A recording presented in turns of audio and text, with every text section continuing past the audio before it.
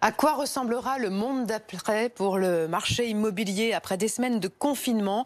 Nicolas Dose, est-ce qu'on a une idée de l'état dans lequel le marché de la pierre va sortir? Tout le monde a son idée. Tout est inédit. En fait, personne ne sait. Vous avez ceux qui sont convaincus que c'est la valeur refuge, que la demande va rester forte, que dès qu'on déconfine, tout le monde revient, les transactions reprennent, hop, et les prix ne baisseront pas.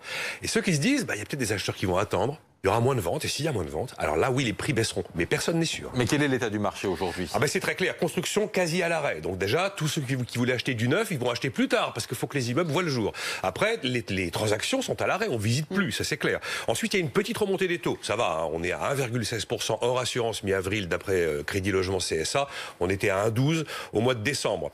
On constate aussi qu'il y a moins de prêts, il y a moins d'argent prêté, et il y a moins de prêts en ce moment, c'est logique. Et puis alors, un truc qui pourrait se confirmer, c'est qu'il est possible de voir une partie de la clientèle la plus modeste qui n'a pas d'apport personnel se voir exclue du marché du crédit. Et ça pourrait être une nouveauté un peu imprévue. Mais on a l'impression, quand on rassemble toutes ces hypothèses, que le scénario d'une baisse des prix est inévitable. Il n'est pas inévitable, mais il est possible. Imaginons les taux baissent. Je ne pense pas qu'ils vont baisser énormément. Effectivement, si les taux baissent, à ce moment-là, vous avez moins de demandes, vous avez moins de transactions et vous avez des prix qui baissent. Et puis, il y a une autre possibilité, notamment qui a été mise en avant par CDC Habitat, filiale de la Caisse des dépôts, qui dit il y a des gens qui vont décider de changer de vie, de quitter les grands centre-ville pour aller dans des villes moyennes avec une maison individuelle, avec un jardin.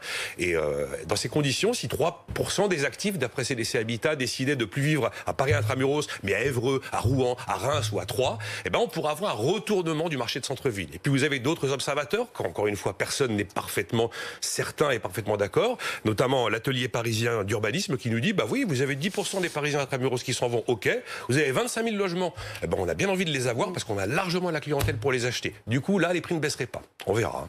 Merci Nicolas.